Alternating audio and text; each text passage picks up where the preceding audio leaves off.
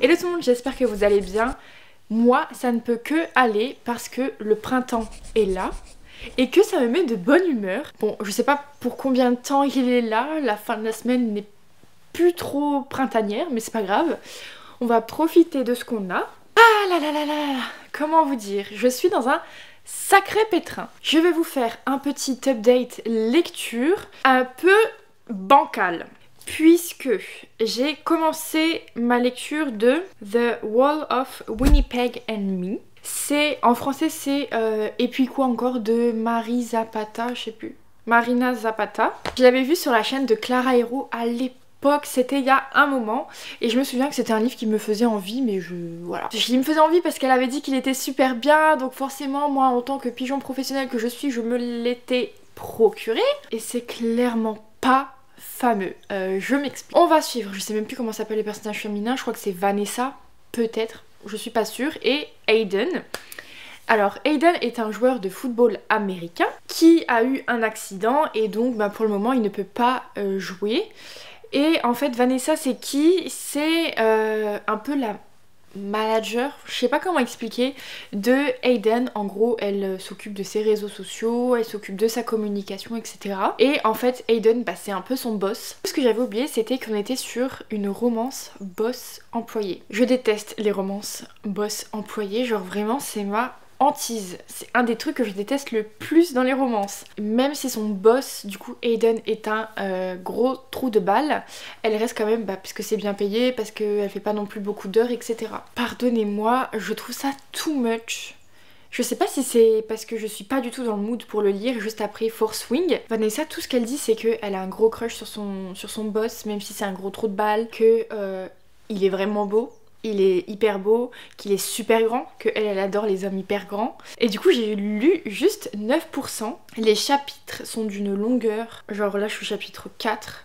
Il y a quand même 1089 pages sur la liseuse, donc c'est une grosse romance quand même. Parce que je trouve que quand t'arrives à 1000 pages pour une romance, c'est conséquent. Et je ne sais pas si je suis prête à mettre autant de temps et d'énergie dans une romance que j'apprécie pas beaucoup au début. Donc je ne suis pas fermée, je me dis que c'est pas le bon moment pour la lire. Alors je vais juste la mettre en pause et passer à une autre lecture.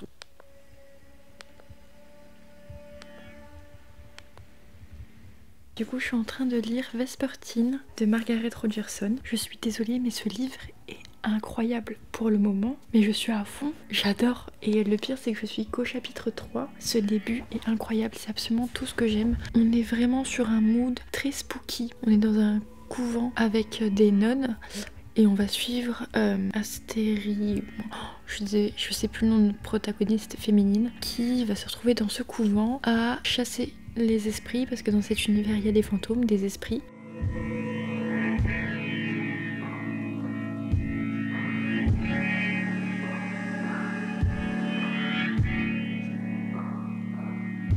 Comme vous l'avez vu, j'ai commencé une nouvelle lecture. Et cette nouvelle lecture, c'est bien Vespertine de Margaret Rogerson. De cette autrice, j'ai déjà lu Sorcery of Thorn.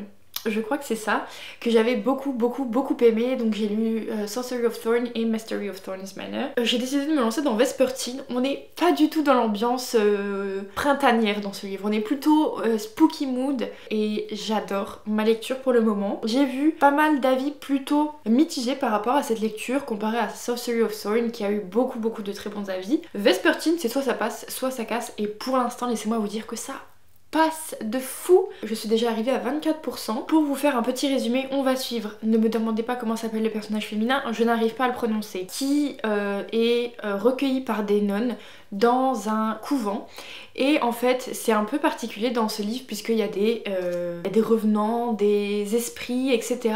Et il y a différents niveaux d'esprits avec des saintes reliques pour justement éloigner le mal, etc. Ils utilisent de l'encens pour se mettre bien contre les esprits. Et en fait notre personnage féminin est un personnage assez particulier puisque elle a déjà été possédée quand elle était petite et en général personne ne ressort vivant d'une possession. Là elle a été recueillie par des nonnes et en fait le couvent va se faire attaquer par des esprits. La nonne qui possédait une sainte relique va décéder et c'est notre personnage féminin qui va récupérer la relique.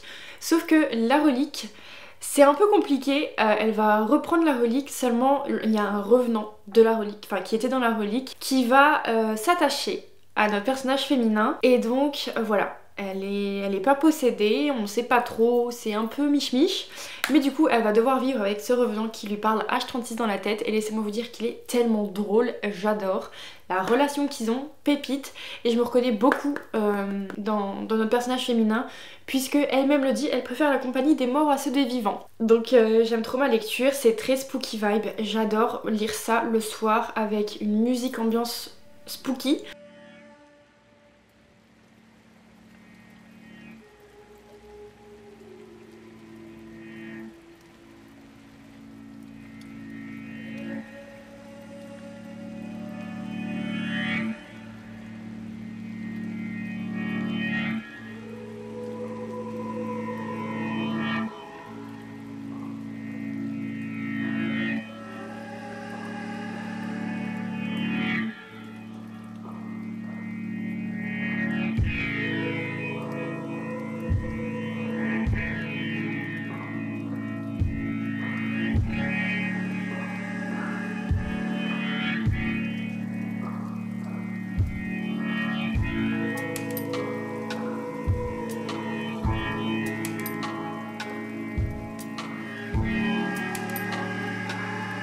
Je reviens vous faire un petit book haul.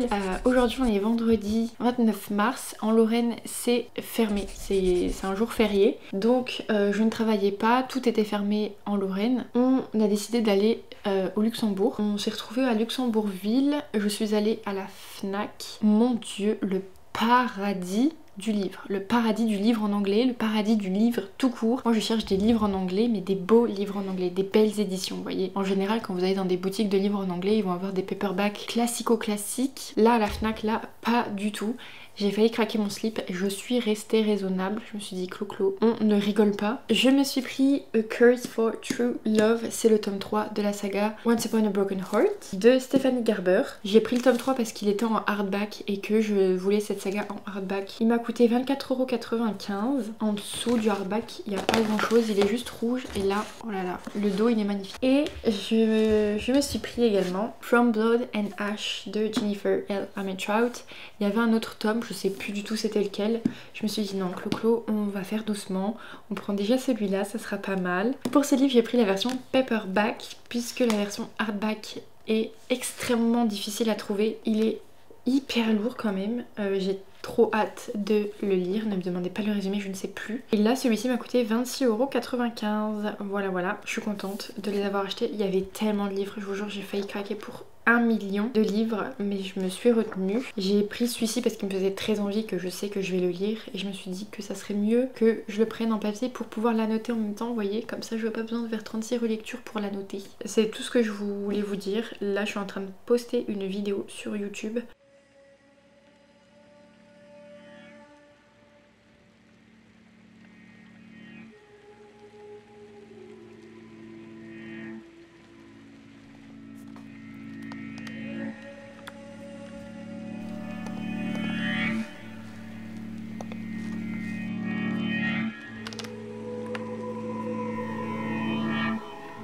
Je vous reprends pour clôturer ce vlog lecture. J'aurais pas lu grand chose dans ce vlog malheureusement. J'ai grave kiffé ma lecture de Vespertine. Je crois que je vous ai même pas fait d'update sur mon avis final. J'ai beaucoup aimé Vespertine.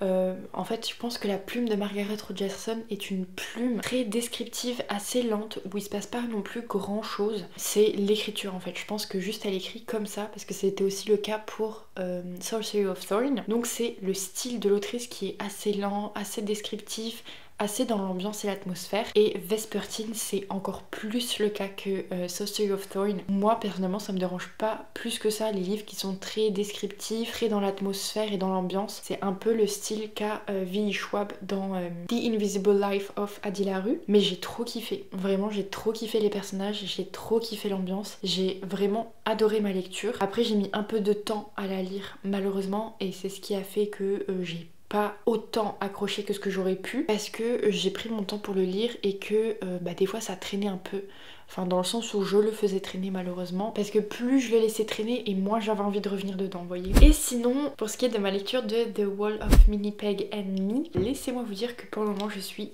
arrêtée à 9%, que je n'ai pas repris ma lecture du livre audio. Pourtant c'est hyper pratique le livre audio, vraiment. J'ai pas envie de replonger dedans parce que je vous avais dit les personnages c'était pas ça, j'ai pas spécialement envie.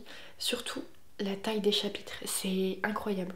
Genre vraiment c'est beaucoup trop long à mon goût. Je me dis pour une romance, qu'est-ce qui justifierait autant? Je voulais pas du tout continuer ma lecture, mais je ne voudrais pas mourir bête. Donc je me dis si jamais de temps en temps, voilà, il y a un petit livre audio que j'ai envie d'écouter par-ci par-là, bah pourquoi pas écouter celui-là. Je vais pas trop donner sa chance à cause qu'il est venu juste après ma lecture de For Sweeney Iron Flame. Malheureusement après 2 coups de cœur comme ça, voilà, je l'ai un petit peu négligé. Je suis moins ferme sur l'idée de totalement l'abandonner. J'espère que vous aurez passé un bon moment avec ce vlog.